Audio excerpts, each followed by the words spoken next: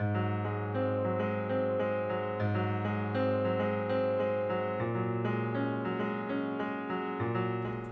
Mark Sisman. I'm president of Healthy Neighborhoods. We're a Baltimore nonprofit. About 3 years ago, several foundations in Baltimore came to us and said, we think there's an important partnership that could be made between the City Office of Sustainable Energy and Healthy Neighborhoods. The partners together recognized that there were important neighborhood organizations and institutions that owned real estate, but that were spending a lot of money on energy that could be saved. And if we could save them energy by improving their buildings, we could be a good conservation organization, but we could also help them hit their bottom line. Invested about $8 million, and that's money that's come from the city and the state, and also Exelon. We work in about 41 neighborhoods in the city. We've invested in over 90 buildings. We know they've saved energy. We ask each of our grantees or our borrowers to report to us every year about energy savings. We know that buildings have been improved, and they've been able to report to us that the savings have gone into improving their programs. My name is Jeffrey Kendrick. I am the executive director for McBeth, a nonprofit that's been in existence now for 21 years, with the sole purpose of providing comprehensive rehabilitation services to homeless military veterans. And that's a vast array of services, but what we're looking at is taking that man or woman who has served this country and for some particular reason end up homeless. From there, what we do is try to address the problems that the veteran has encountered to make them homeless and try to take them from dependence to independence is what we like to say. We have been able at McBeth to secure a loan of between $175,000 to $200,000 in a 3-year period, which we use for various retrofitting and upgrades to the building itself. I always call it high energy efficient upgrades to the building. These are where we've got the special film that's been put on the windows, reduces the glare that actually comes in, along with the fact that all the windows have been sealed to prevent cold air from seeping in, and of course the insulation has been put in all the walls. The lights themselves are the low emitting ETUs, something these guys always, they give me all that official talk. Essentially what it's telling me is we're not building up as much kilowatts with the lights that we're using here, and yet we still got the same illumination in each one of these rooms. As a nonprofit, we have a $3.4 million operating budget, of which a lot of that has to go into the maintenance and upkeep of the building. We've estimated now that we've been able to save, just off the last year alone, close to $35,000 off our energy costs, and that money I can then turn around and put into our general operating expenses, which I can use for other various aspects of the program. We serve over 400 meals a day here. And just think, once again, the money that is saved based off the money that I can pull back that we're not longer using for our energy costs can then go into the nutritional aspects of the men and women in this program.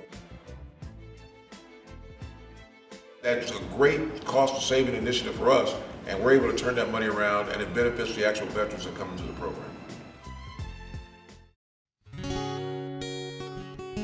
Well, my name is Marla Streb, and we are in Baltimore City at the Handlebar Cafe. And this is the city's first bicycle cafe. My name is Mark Fitzgerald, and Marla's a longtime, I guess, guy, husband.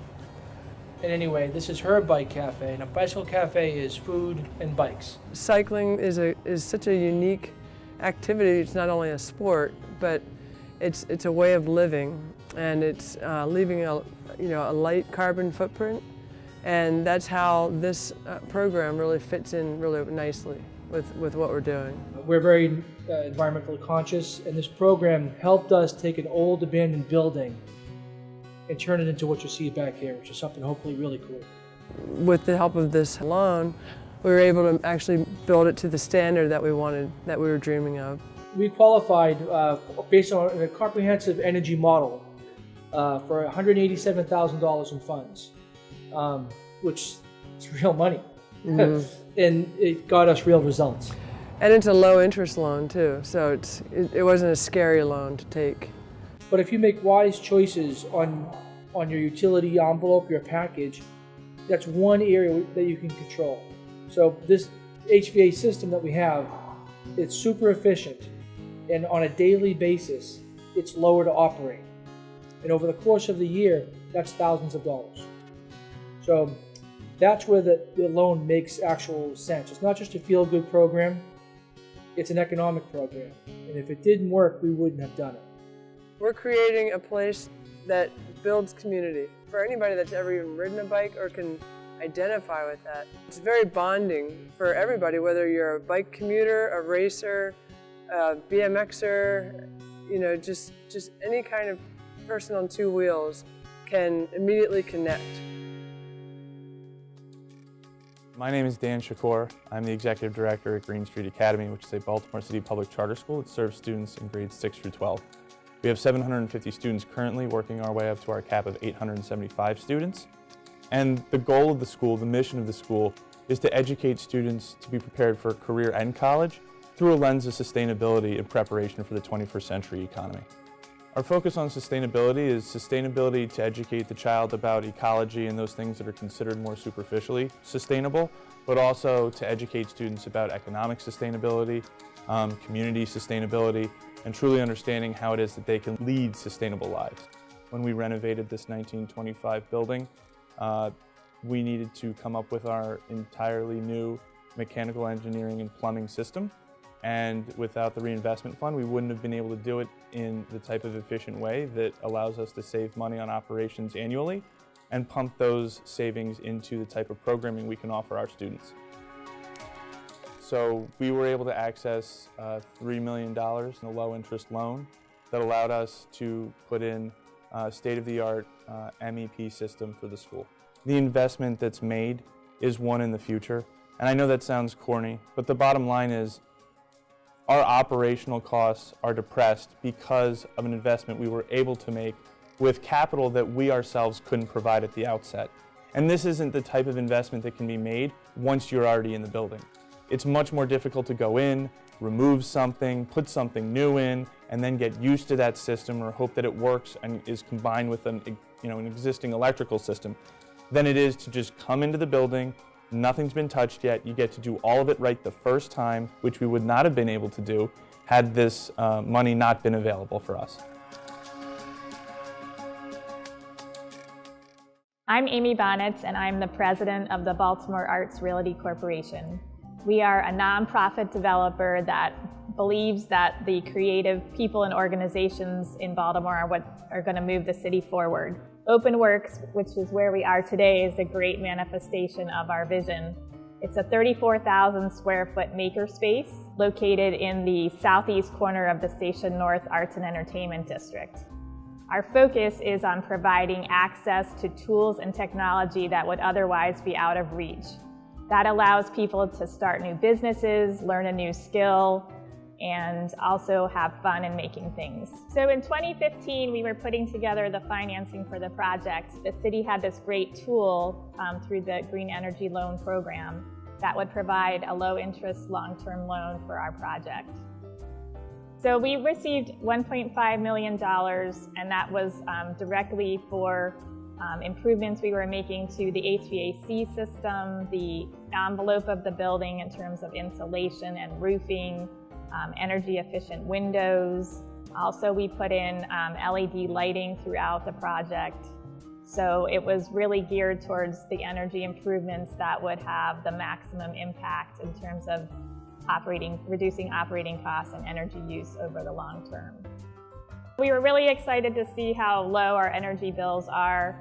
We're spending about a third of what we had budgeted for the project, so that really has a big impact on our bottom line and the ability to reach the community folks that we want to reach with our programming and also reduce the cost to the people using the facility. I mean, I think it's one of those triple bottom line. It's good for everyone, for BGE, it's good for the nonprofit facility, and it's good for the community.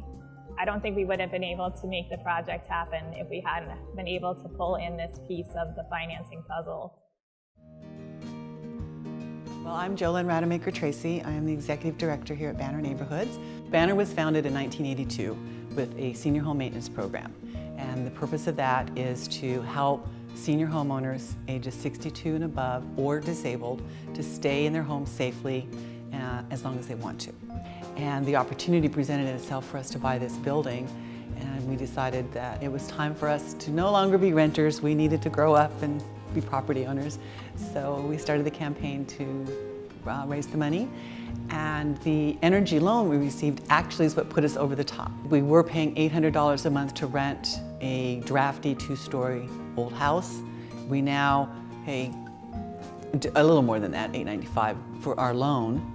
But at the end of that period, the loan is paid off, and in the meantime, we're already saving hundreds of dollars a month on our BGE bill compared to what we were paying at the former locations. The cost savings, when you're a small nonprofit, $100 is a lot. I can install 5 grab bars for our seniors with $100. So we're getting 2 returns out of this program. The initial program returns and an additional return from having freed up capital that we could reinvest back in the business. Well, I think it's really terrific that this program is helping nonprofits reduce their energy costs and really be able to take the savings from energy costs and be able to apply that to the community programs they're doing that are going to move our city forward. Not only is it a good business model, but it's a wonderful and a sustainable community model. This building is going to be here for decades and decades and decades. And our hope is that through its existence, that we are able to help transform a community and support a community. I would definitely say that anyone that is able to be a recipient of the energy loans, I would caution them, don't hesitate, run. Do all you can to become a recipient because you will benefit from it greatly. investing in these organizations is investing in the people. The strength of this city is its neighborhoods and people's relationship to them. When people care about their neighborhood and are proud of it, houses get more valuable, properties get improved, and people simply live better. And that's really what we're doing at Healthy Neighborhoods in lots of ways. We don't do this work without good partners, and I think that the City of Baltimore, the state through the Maryland Energy Administration, and particularly the Exelon Corporation have all provided resources and have all trusted in this partnership.